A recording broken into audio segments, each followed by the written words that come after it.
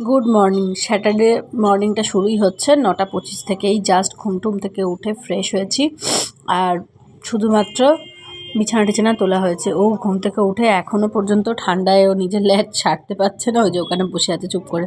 কাল থেকে এসে রাতে যেখানে যা পড়েছিল সেরকমই পড়ে আছে, একদম শরীর দিচ্ছে না। এখানে এসে জাস্ট আমি বিউলির ডাল হবে, ডালটা ভিজিয়েছি, আর আমার চা হয়েছে। আর এখানে মেয়ের ব্রেকফাস্টটা রেডি করে নিয়েছি, রুটি, ঘি দিয়ে আলু ভাজা, কলা আর মিষ্টি।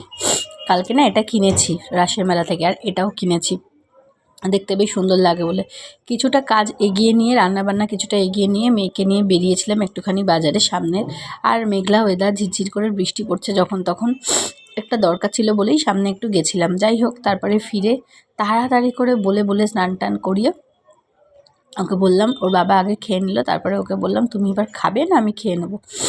ওর কোনো তাড়া নেই। যাই হোক, আজকে ওর বাবাকে আগে দিয়ে দিলাম, তাড়া ছিল বলে। আর এই দেখো এসে কি করছে, স্নান করার আগে হাতে কি করেছে, ওটা ট্যাটু। এই যে আমি মাথা গরম হয়ে গেছে, আমি চান টান করে এসে বসে আছি, ওরও স্নান হয়ে গেছে, কিন্তু ও খেতে আসছে না, ওখানে বসে বসে খেলেই যাচ্ছে। তাই তুমি খেলে যাও, আমি তাহলে খেয়ে দিয়ে উঠে যাচ্ছি। আজকে হয়েছিল ভাত, করলা ভাজা, আলু পোস্ত, বিউলির ডাল, পাঁপড় ভাজা আর লোটে মাছের পকোড়া। সিম্পলি লাঞ্চ ছিল আজকে। যাই হোক, খেয়েতে ওই যে বলছে খুব ভালো খেতে হয়েছে মাছটা। খেয়ে দিয়ে উঠে দুপুরবেলা ঘুমিয়ে পড়েছিল, গল্প করতে করতে, রাগারাগি করতে করতে। ওকে এত আদর করেছি, ওর রাগ হয়ে গেছে। এই হেয়ার ব্যান্ডটা আমি ওকে কালকে মেলা থেকে কিনে দিয়েছি, বলেছি চুলগুলো বড় হয়েছে, যতক্ষণ পড়তে বসবে ততক্ষণ এটা যেন মাথায় থাকে। দেখো হেয়ার ব্যান্ড পড়েছে, দেখো মেয়ে উল্টো হেয়ার ব্যান্ড পড়েছে। বললো খিদে পেয়েছে, একটা দিলাম ডার্ক ফ্যান্টাসি, সেটাও খাবার ইচ্ছা নেই, আগে করবে। আর এখানে আমি আমার কফি বসিয়েছি। আমার ওকে দেখে এত হাসি পেয়েছে, উল্টো হেয়ার ব্যান্ড পরে কিরম যেন একটা মাথাটা ব্যথা করছে। শীতকালে না একটুখানি ঠান্ডা অল্প ওয়েদারে না বিকেলের দিকে কিরম মাথাটা ভারী লাগে, কেন কি জানি।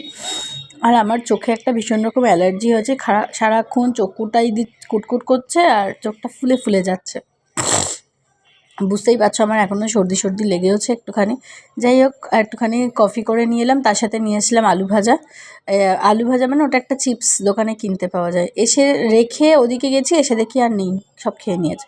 তারপরে ওকে একটু পরিয়ে টরিয়ে উঠলাম, উঠে একটু রুটি করলাম।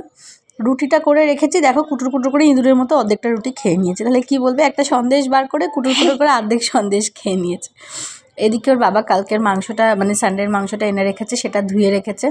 আর আমি এখানে করছি হচ্ছে কপি ভাজা, ওকে আগে দিয়ে দিলাম আর রুটিটা রাতে ডিনারে, কিন্তু ও সবার লেটেই উঠেছে, অ্যাজ ইউজুয়াল। যাই হোক, আজকে এটাই ছিল আমার ডিনার, সিম্পলি মিষ্টি আর হচ্ছে তোমার একটা চপ, একটু ফুলকপি ভাজা আর রুটি।